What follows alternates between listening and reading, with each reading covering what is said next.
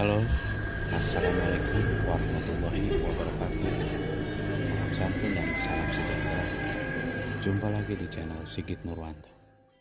Jadi, di channel Sigit Nurwanto kali ini akan membahas tentang kekerasan di dunia pendidikan. Baru-baru ini banyak sekali beredar video atau berita guru memukul murid, murid memukul guru, dan orang tua murid memukul guru.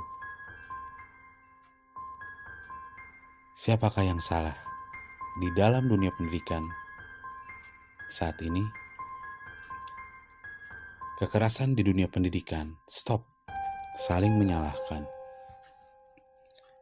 Guru dianiaya murid, orang tua memukul guru, murid dipukul guru. Semakin sering kita mendengar kabar tentang kekerasan dengan pola ini. Tak jarang kasus kekerasan dalam dunia pendidikan yang berujung kematian, lalu siapa yang salah? Apakah ada yang cacat dengan sistem pendidikan kita? Kekerasan dalam dunia pendidikan layaknya fenomena gunung es yang muncul di permukaan hanya sebagian kecilnya saja. Di dalamnya masih ada ratusan kasus lain yang tidak terungkap. Di sini, kita tidak akan mengerucut dan membahas kemana-mana.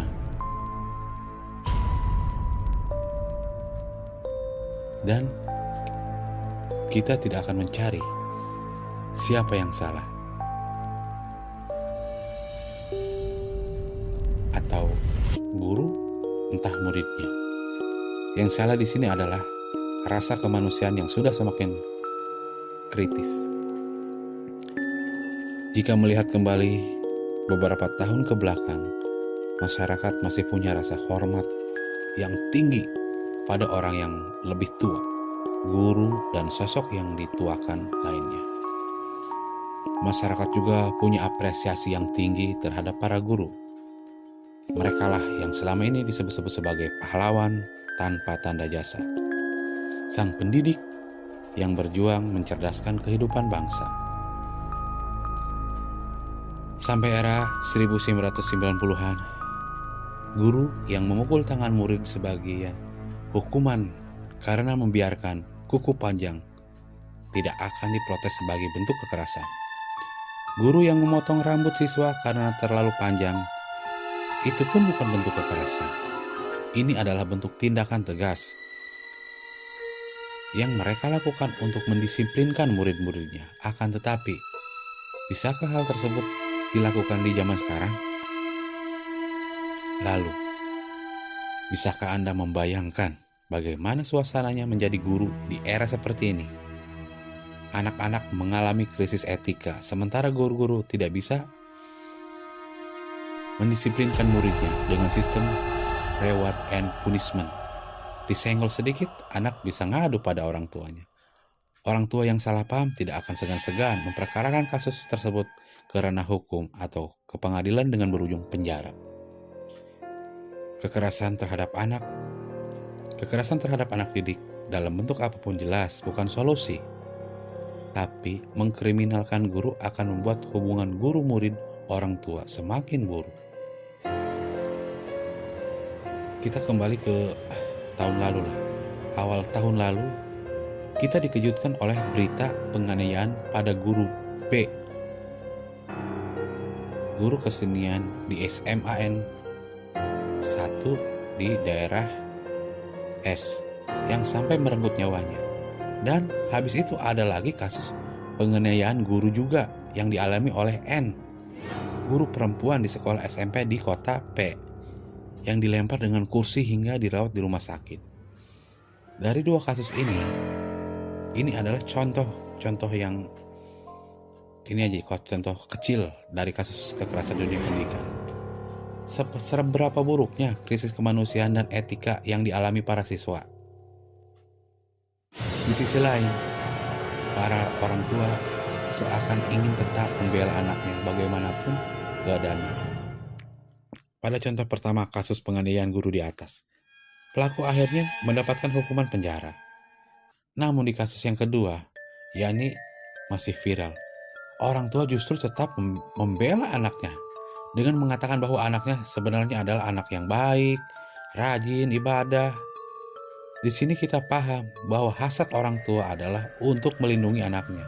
Akan tetapi, haruskah terus-terusan menjadi defensif ketika anak kita menjadi pelaku kekerasan yang sebenarnya adalah bentuk tindakan kriminal?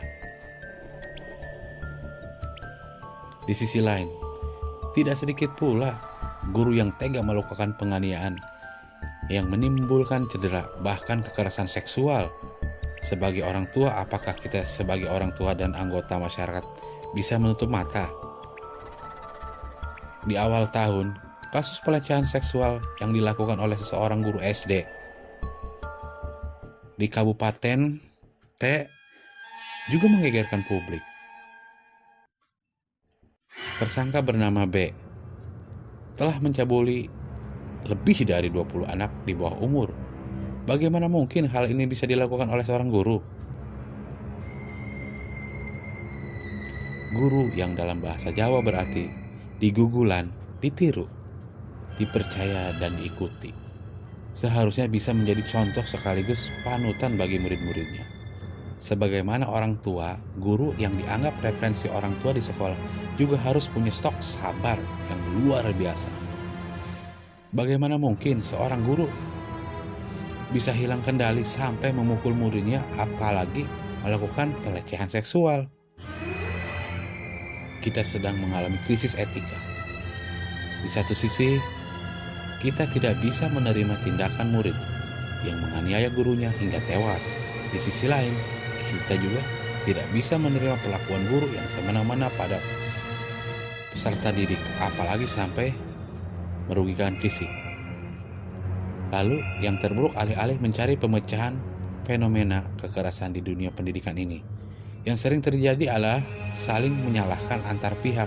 Guru menyalahkan murid yang kurang ajar dan orang tua yang defensif menyalahkan guru yang tak bisa mengontrol anak-anak didiknya sampai lepas kendali. Di sini semuanya kembali ke etika. Di sini semuanya kembali ke diri kita. Siapa yang harus disalahkan? Tidak ada. Masing-masing dari kita hanya perlu menilik ke diri sendiri dan mulai melakukan perbaikan, ganti cara pandangan kita. Orang tua harus berhenti menganggap bahwa guru dibayar hanya untuk mengajar anak secara akademis. Ini cara pandangan yang jelas keliru dan bermasalah nantinya. Guru adalah mitra orang tua. Guru juga harus tetap mampu memegang peran sebagai orang tua yang bisa dipercaya anak didiknya di sekolah, tidak juga lantas merasa berkuasa penuh atas anak didik. Sementara murid-murid harus paham bahwa orang tua dan guru adalah mitra yang sama-sama mendidik. Mereka bukan membenturkan antara orang tua dengan guru. Yuk, berhenti saling menyalahkan dan bersama-sama perbaiki hubungan antar guru, orang tua, dan murid. Bersama menghapuskan kekerasan dunia pendidikan Indonesia. Terima kasih. Apabila ada kekurangan, saya mohon maaf dan assalamualaikum warahmatullahi wabarakatuh.